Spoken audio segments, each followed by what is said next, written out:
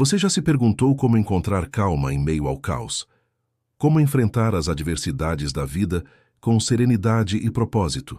Em um mundo de mudanças rápidas e incertezas constantes, buscamos algo que nos ancore, uma sabedoria que transcenda o tempo. Essa busca nos leva a uma filosofia antiga, nascida nas ruas movimentadas da Grécia, e que viajou pelo tempo, florescendo em Roma e ressurgindo poderosamente em nossos dias. Estamos falando do estoicismo, uma escola de pensamento que acredita, acima de tudo, no poder da ação frente ao poder das ideias.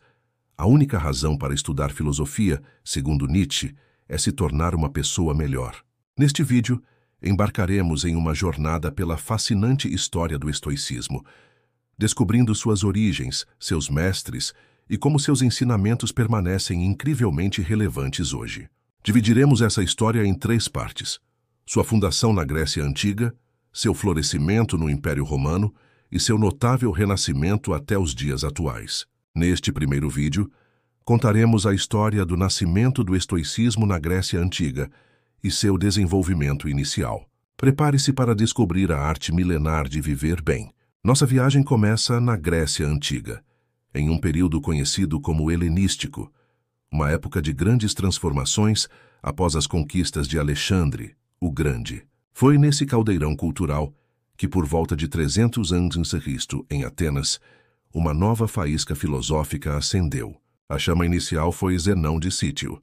Zenão de Cítio, aproximadamente 334 a.C., 262 a.C., foi um filósofo grego nascido na cidade de Cítio, na ilha de Chipre. Ele é conhecido como o fundador do estoicismo, uma das escolas filosóficas mais influentes da antiguidade. Breve biografia. Zenão era originalmente comerciante, mas após um naufrágio que destruiu sua carga, chegou a Atenas por volta dos 30 anos de idade. Lá teve contato com os escritos de Sócrates e começou a estudar com diferentes mestres, como os cínicos e platônicos. Com o tempo, desenvolveu seu próprio sistema filosófico. Por volta de 300 a.C., Zenão passou a ensinar sob um pórtico, em grego stoa, chamado Stoa Poikile, no centro de Atenas, o pórtico pintado. Foi desse local que seus seguidores, e a filosofia em si, ganharam o nome de estoicos, significando pessoas da colunata. Importância para o estoicismo. Zenão organizou o estoicismo como um sistema completo de pensamento dividido em 3 áreas principais: lógica, o caminho para o conhecimento e o pensamento correto; física, a compreensão racional do cosmos como um todo ordenado e regido pela razão divina; logos; ética, o coração do estoicismo, que ensina que a virtude é o único bem verdadeiro e que a felicidade está em viver de acordo com a natureza e a razão. Zenão defendia que a chave para uma vida feliz é focar no que depende de nossas ações e pensamentos e aceitar com serenidade o que está fora do nosso controle. Embora nenhum dos seus escritos tenha sobrevivido, sua influência foi imensa. Filósofos como Sêneca, Epicteto e Marco Aurélio continuaram e ampliaram sua filosofia, tornando o estoicismo um guia prático de vida até os dias de hoje. Zenão propôs uma filosofia profundamente prática, focada em como viver bem e virtuosamente em um mundo em constante mudança, buscando alcançar a tranquilidade independentemente das circunstâncias externas. Uma das ideias centrais de Zenão era focar no que está sob nosso controle e aceitar o que não está, agindo sempre de acordo com a virtude. Para Zenão, a verdadeira felicidade não dependia de coisas externas, mas da nossa resposta a elas. Ele dividiu o estudo do estoicismo em 3 partes: física, ética e lógica, usando analogias como uma fazenda ou um corpo humano para explicar essa divisão. Mas o estoicismo não foi construído apenas por Zenão. Seu legado foi passado para seus sucessores, que defenderam e expandiram seus ensinamentos. O próximo cuidador dessa filosofia foi Cleantes. Ele assumiu a escola após a morte de Zenão, defendendo os ensinamentos e adicionando profundidade a eles, inclusive expressando sua visão através de hinos e poesias. Cleantes foi o jardineiro dedicado que garantiu que a semente plantada por Zenão florescesse. Cleantes de Assos, aproximadamente 330 a.C., 230 a.C. Cleantes foi um filósofo grego, nascido na cidade de Assos, na Ásia Menor. Ele é conhecido como o segundo líder da escola estoica, sucedendo Zenão de Cítio, seu mestre direto. Inicialmente, Cleantes chegou a Atenas como pugilista e trabalhador braçal, e, para muitos, ele é o exemplo vivo da disciplina estoica. Durante seus estudos com Zenão, Cleantes teve que trabalhar à noite carregando água para sustentar seus estudos durante o dia, o que lhe valeu o apelido de o carregador de água. Sua dedicação e vida austera foram tão marcantes que o tornaram símbolo da perseverança e da virtude estoica. Importância para o estoicismo. Cleantes teve um papel fundamental na preservação e sistematização do estoicismo. Entre suas principais contribuições, desenvolvimento da teologia estoica. Cleantes aprofundou a ideia do Logos como uma razão divina que permeia e organiza o universo. Para ele, Deus e a natureza racional do cosmos são uma e a mesma coisa. Seu texto mais famoso, ainda preservado em parte, é o Hino a Zeus, um poema filosófico que louva a ordem racional do universo e convida os seres humanos a viverem em harmonia com ela. Uma verdadeira oração estoica à razão universal. Ele personificava os ideais do estoicismo mais do que buscava inová-los. Cleantes também foi mestre de Crisipo de Solos, o terceiro grande nome do estoicismo, considerado o sistematizador da doutrina.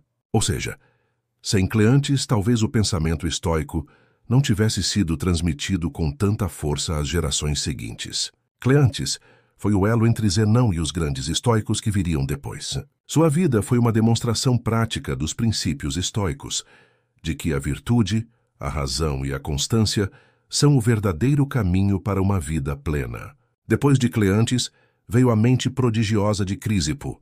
Crisipo foi fundamental para refinar, expandir e solidificar o estoicismo como uma das principais escolas de pensamento da antiguidade. Sua produção intelectual era vasta, cobrindo ética, lógica, física e muitos outros assuntos. Ele refinou a lógica estoica, tornando conceitos complexos mais acessíveis, e engajou-se em debates com outras escolas filosóficas, integrando ideias quando fazia sentido.